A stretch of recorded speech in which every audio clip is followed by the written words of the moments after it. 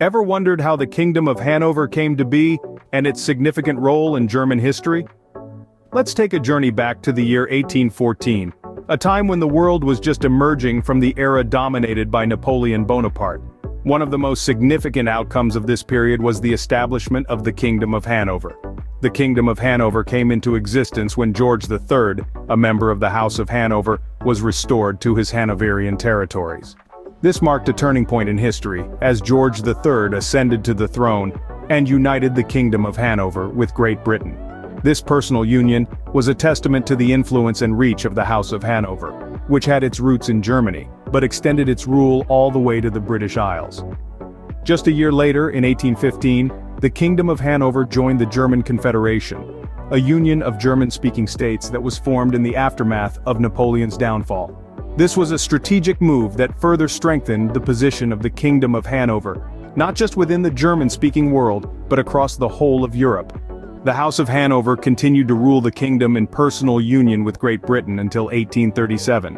This period saw the House of Hanover and the kingdom itself rise to prominence, exerting significant influence over the affairs of both the German Confederation and Great Britain. The Kingdom of Hanover's inception marked a significant shift in the political landscape of the time. This shift was not just limited to the borders of the kingdom, but its ripples were felt across Europe and beyond. The Kingdom of Hanover, under the rule of the House of Hanover, played a crucial role in shaping the course of German and British history. But who exactly were the rulers of this new kingdom? Enter the House of Hanover, a European royal house teeming with history and prestige. Originating from German roots, this royal house held the reins of power not only in Hanover, but also in Great Britain, Ireland, and the British Empire. Their reign spanned from the 17th to the 20th centuries, leaving an indelible mark on world history. The House of Hanover didn't start as a powerhouse, though.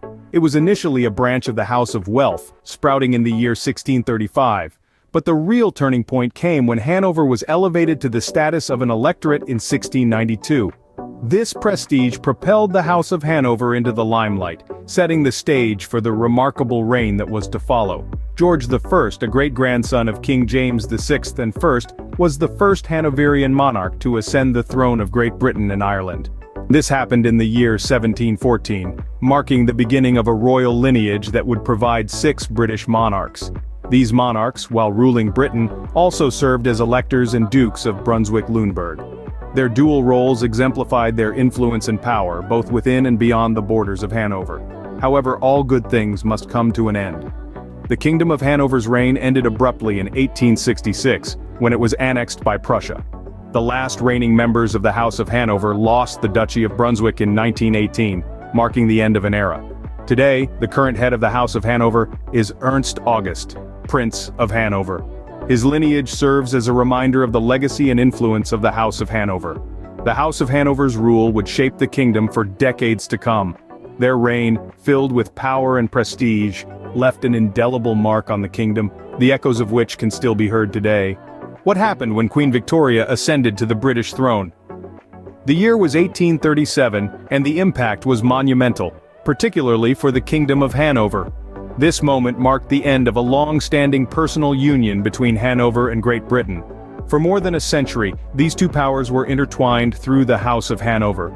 This influential royal house, originating from German lineage, had provided 6 British monarchs while simultaneously ruling as electors and dukes of Brunswick-Lüneburg. But with Queen Victoria's ascension, this dual reign came to an abrupt halt. You see, the laws of Hanover followed the Salic Law, a Germanic legal tradition that strictly prohibited women from inheriting thrones. On the other hand, British laws were more flexible, allowing Queen Victoria to take the throne. So, while Victoria became the British monarch, her uncle, Ernest Augustus, claimed the throne of Hanover, marking the end of the personal union. This event was a pivotal moment for both nations, particularly for the Kingdom of Hanover. It meant that Hanover would no longer be guided by the same hands steering the British Empire. It would need to carve out its own path in the ever-changing landscape of the 19th century Europe. The end of the personal union brought about a new era for the Kingdom of Hanover. It had to navigate the turbulent waters of European politics on its own. This separation also meant that the Kingdom of Hanover was free to form alliances and make decisions independent of British influence. Yet, despite the separation, the House of Hanover continued to leave its mark on both sides of the North Sea. In Britain, Queen Victoria's reign saw the expansion of the British Empire, while in continental Europe, Hanover continued to be a significant player in the German Confederation. Queen Victoria's ascension marked a turning point for the Kingdom of Hanover.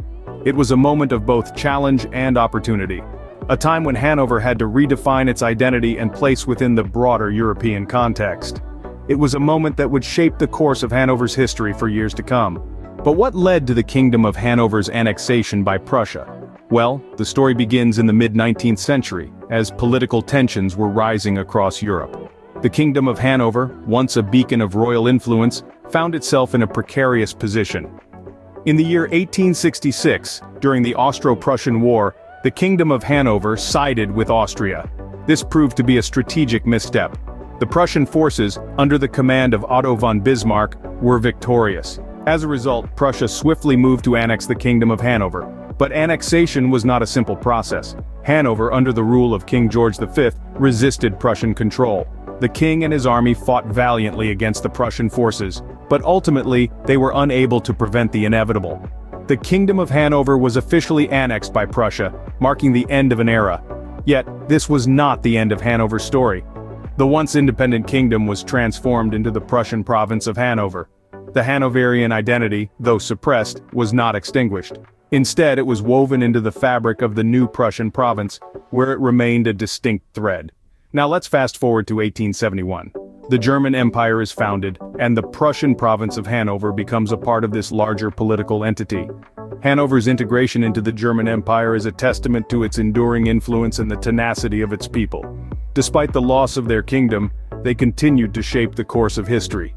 The annexation marked the end of the Kingdom of Hanover, but not the end of its legacy.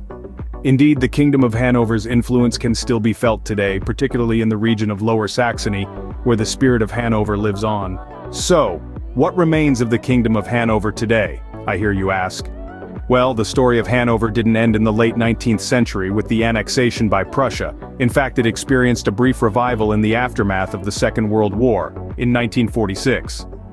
This, however, was a fleeting moment in the grand scheme of things, as the kingdom was soon merged with other states to form what we now know as the modern state of Lower Saxony. The Kingdom of Hanover's legacy extends beyond its territorial changes, though. Let's not forget the integral role played by the Lutheran Church, which served as the State Church of Hanover. The king himself held the title of Supreme Governor, reinforcing the deep-seated connection between the monarchy and the church in this period of German history. This intertwining of religious and political authority shaped the cultural and social fabric of the kingdom, and its echoes can still be felt in the present-day state.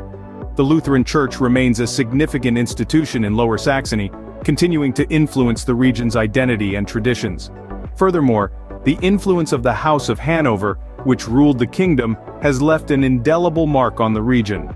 Their governance, their policies, and their interactions with the rest of Europe during their reign continue to be subjects of historical interest and study. In essence, the Kingdom of Hanover may no longer exist in its original form, but its legacy lives on. Its history is woven into the tapestry of modern Germany, embedded in the cultural, religious, and political landscapes of Lower Saxony. The Kingdom of Hanover may no longer exist, but its impact on German history is undeniable. If you enjoyed this dive into history, don't forget to subscribe to our channel and share this video with fellow history enthusiasts. Knowledge is power, so stay tuned for more informative videos.